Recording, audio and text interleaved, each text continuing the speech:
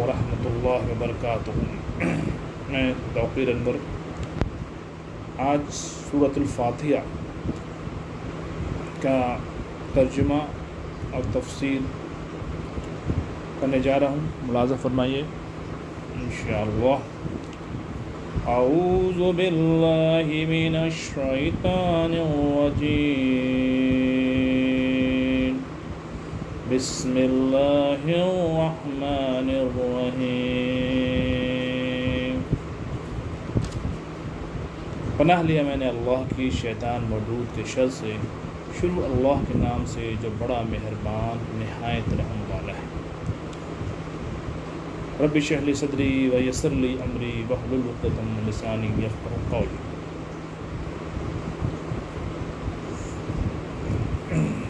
شروع کرتا ہوں اللہ تعالیٰ کے نام سے جو بڑا مہربان نہایت۔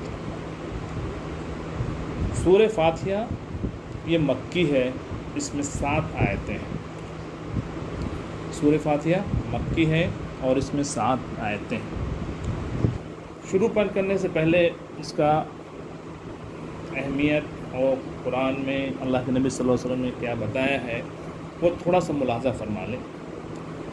سورہ فاتحہ قرآن مجید کی سب سے پہلی سورت ہے جس کی حدیث نے بڑی فضیلت آئی ہے۔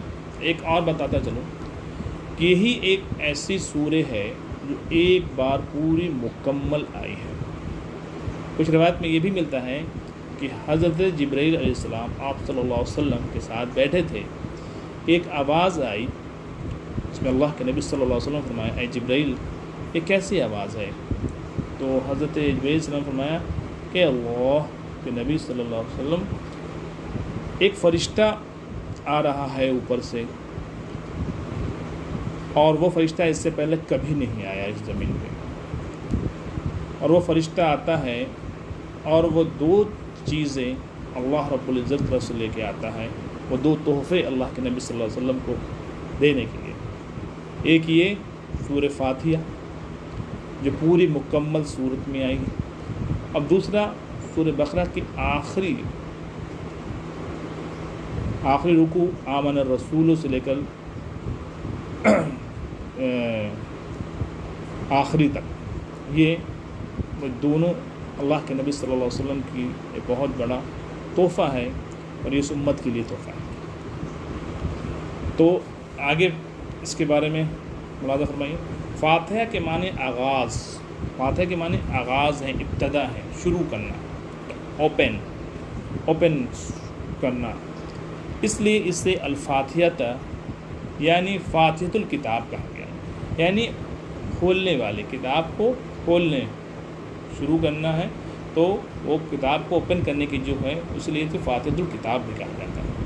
اس کے اور بھی بہت سارے نام احادیث میں ثابت ہیں، مثلا ام القرآن یعنی پورے قرآن کی ماں،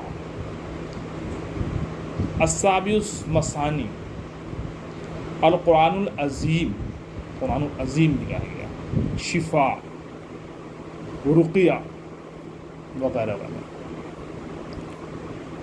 صلاح بھی اسے کہا گیا ہے، جیسا کہ ایک اہم نام صلاح بھی ہے۔ صلاح ایک اہم نام ہے، صلاح کا مطلب ہم جانتے ہیں نماز، جیسا کہ ایک حدیث قدسی میں اللہ تعالیٰ نے فرمایا، قسمت صلاتی بینی و بین عبدی، الحدیث صحیح مسلم کتاب الصلاح۔ ترجمہ، میں نے صلاح یعنی نماز کو اپنے اور اپنے بندوں کے درمیان تقسیم کر دیا۔ مراد سورہ فاتحہ ہے جس کا نصف حصہ اللہ تعالیٰ کی حمد و ثنا اور اس کی رحمت و ربوبیت اور عدل و بادشاہت کے بیان میں ہے، اور نصف حصے میں دعا و مناجات ہے نا، نصف نے آدھا حصے میں کیا ہے؟ دعا ہے، مناجات ہے، جو بندہ اللہ تعالیٰ کی بارگاہ میں کرتا ہے۔ کیا کرتا ہے؟ پہلا حصہ کیا ہے؟ بسم اللہ الرحمن الرحیم، الحمد للہ رب العالمین، الرحمن الرحیم، مالک یوم الدین، إياك نعبد وإياك نستعين اهدنا الصراط المستقيم صراط الذين أنعمت عليهم غير المغضوب عليهم ولا الضالين آمین۔ اس پہ ترجمہ ملاحظہ فرما لیے۔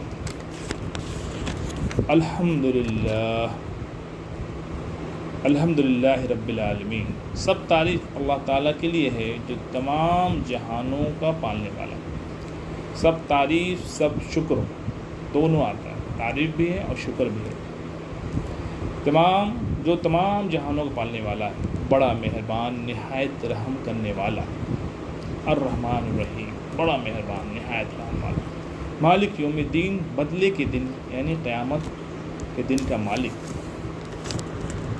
ایاک نعبد و ایاک نستعین، ہم صرف تیری ہی عبادت کرتے ہیں۔ ایاک نعبد و ایاک نستعین، ہم صرف تیری ہی عبادت کرتے ہیں اور صرف تجھ ہی سے مدد چاہتے ہیں۔ اہدنا الصراط المستقیم، ہمیں سیدھی اور سچی راہ دکھا۔ صراط الذین انعمت علیہم غیر المغضوب علیہم ولا الضالین، ان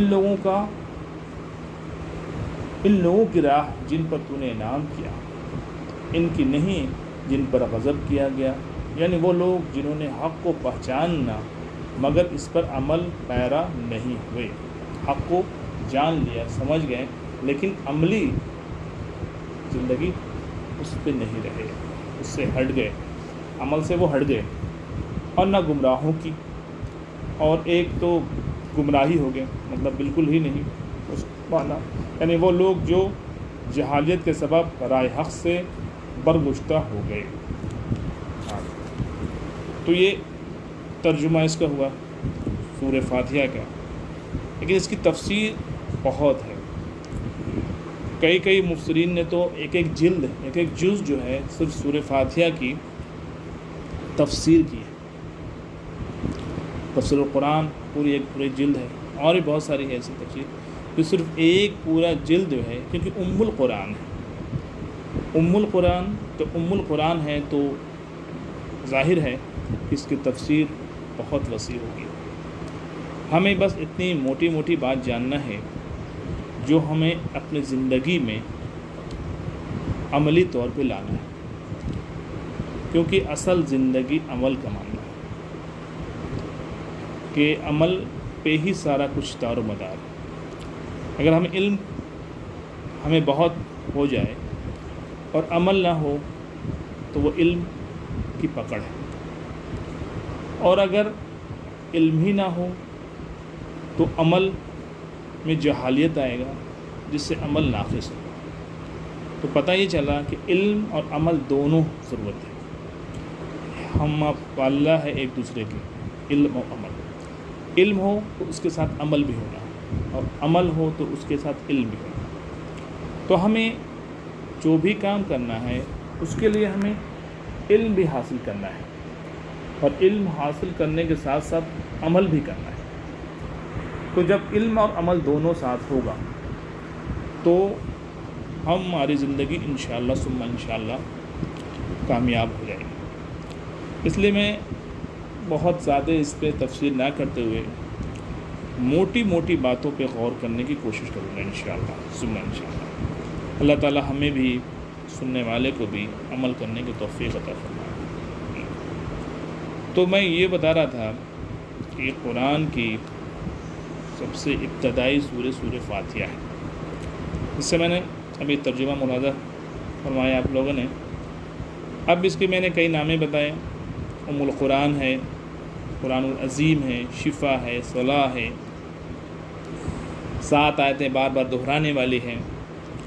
احادیث میں نے آپ کے سامنے کہا کہ اللہ تبارک تعالیٰ فرماتا ہے حدیث قدسی میں کہ، اور حدیث صحیح مسلم میں بھی ہے کہ میں نے صلاح یعنی نماز کو اپنے اور اپنے بندوں کے درمیان تقسیم کر دیا۔ مراد سورہ فاتحہ ہے، جس کا نصف حصہ یعنی آدھا حصہ اللہ تعالیٰ کی حمد و ثنا اور اس کی رحمت اور ربوبیت اور عدل و بادشاہت کے بیان میں ہے، اور نصف حصے میں دعا و مناجات ہے جو بندہ اللہ تعالیٰ کی بارگاہ میں کرتا ہے۔ احادیث میں سورہ فاتحہ کو نماز سے تعبیر کیا گیا ہے، جس سے یہ صاف معلوم ہوتا ہے کہ نماز میں اس کا پڑھنا بہت ضروری ہے۔ چنانچہ نبی صلی اللہ علیہ وسلم کے ارشادات میں اس کی خوب وضاحت کر دی گئی۔ فرمایا لا صلاۃ لمن یقرأ بفاتحۃ الکتاب، صحیح بخاری صحیح مسلم۔ اس شخص کی نماز نہیں جس نے سورہ فاتحہ نہیں پڑھی، یعنی سورہ فاتحہ پڑھنا ضروری ہے۔ تو سورہ فاتحہ کی اتنی افضلیت ہے کہ نماز میں ہمیں پڑھنا ہی پڑھنا ہے، کہ ہر چاہے نفل ہو، چاہے سنت ہو، چاہے فرض ہو، ان سب میں نماز پڑھنا ہے۔ اب بات آتی ہے ایک مسئلہ کی، وہ مسئلہ یہ ہے کہ امام کے پیچھے نماز میں سورہ فاتحہ پڑھنا ہے نہیں پڑھنا، اس میں اختلافات ہیں، چاروں مسلک میں جو ہیں اس میں اختلافات ہیں۔ امام اعظم ابو حنیفہ رحمۃ اللہ علیہ کے نزدیک جب امام کے پیچھے مقتدی پڑھ رہا تو اسے خاموش رہنا ہے، کوئی کلام نہیں کرنا ہے، اور غالباً اس کو ایک حدیث سے، اللہ کے نبی صلی اللہ علیہ وسلم کی ایک حدیث ہے جس میں فرمایا ہے آپ صلی اللہ علیہ وسلم نے کہ آپ جب ایک نماز پڑھا رہے تھے، فجر کی نماز پڑھا رہے تھے، تو آپ صلی اللہ علیہ وسلم کے ساتھ ساتھ صحابہ بھی کلام کر رہے تھے، قرآن پڑھ رہے تھے، تو آپ صلی اللہ علیہ وسلم نے فرمایا کہ تم بھی ہمارے ساتھ ساتھ کلام پڑھ رہے تھے، جس سے میرا پڑھنا بوجھل ہو گیا۔ تو اس حدیث کے رو سے غالباً امام ابو حنیفہ رحمۃ اللہ علیہ نے امام کے پیچھے کا بھی کہا کہ جب امام پڑھ رہا تو مقتدی کو پڑھنا ضروری ہے۔ دوسرے امام کے نزدیک، امام شافعی رحمۃ اللہ علیہ کے نزدیک ہے کہ نہیں، نماز امام کے پیچھے ہو یا انفرادی ہو، سورہ فاتحہ پڑھنا ہے، وہ اس لیے کہ صلاح کہ نماز کے پیچھے سورہ فاتحہ پڑھنا ہے ہر نماز میں۔